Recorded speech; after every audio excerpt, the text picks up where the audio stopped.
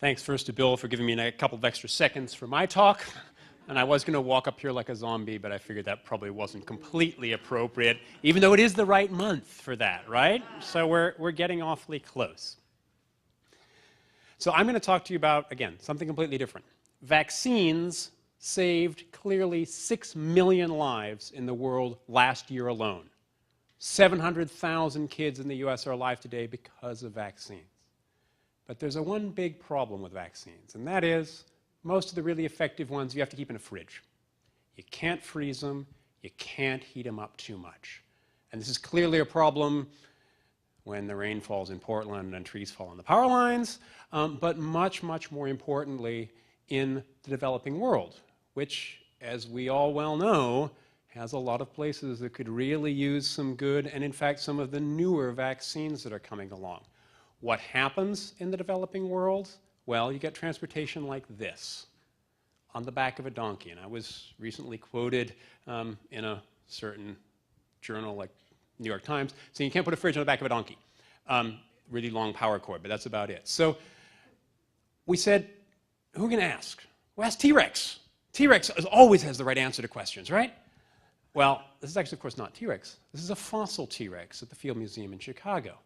And that brings me to the research that's being done in my lab at Portland State University by this graduate student, Dr. Jim Laidler.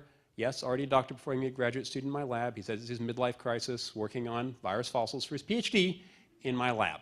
Particularly, he's been working with one virus in particular, which is bacteriophage T4.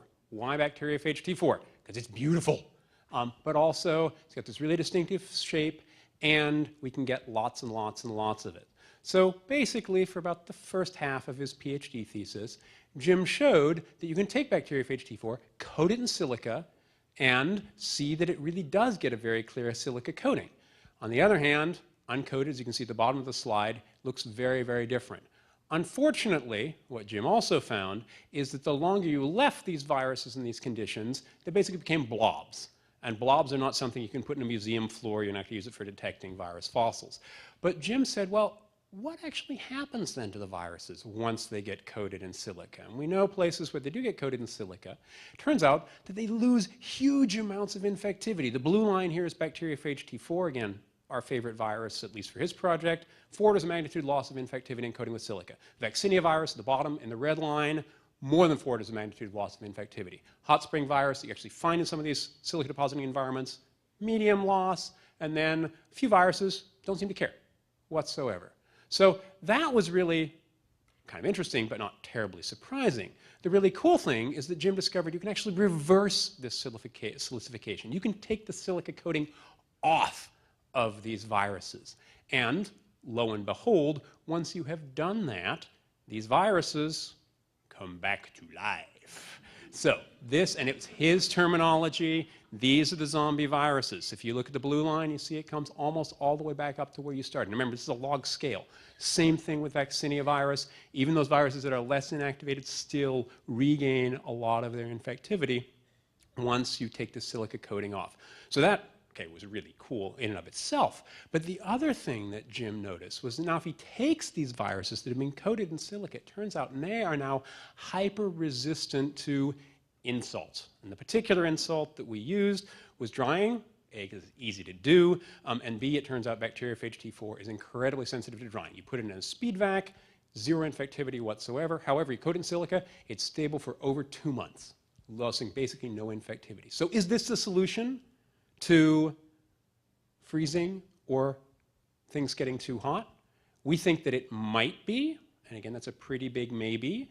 We're in the process right now of doing more experiments, particularly looking at things like flu, yellow fever, that other one up there. There are no vaccines yet, but a lot of the vaccines in development are clearly highly stable. We need partnerships to do this, so please come and find me afterwards. I really want to talk to you about this stuff. And this way, we're hoping we're going to be able to put those vaccines on the back of the donkey, being able to get them out to the developing world, save those 1.5 million kids that could be saved every year with vaccine-treatable diseases that can't get them. So that is how T-Rex is hopefully solving the vaccine cold chain problem. So that's our connection.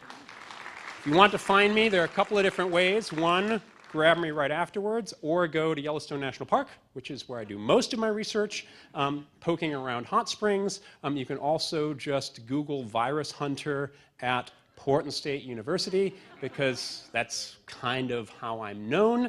And with that, thank you.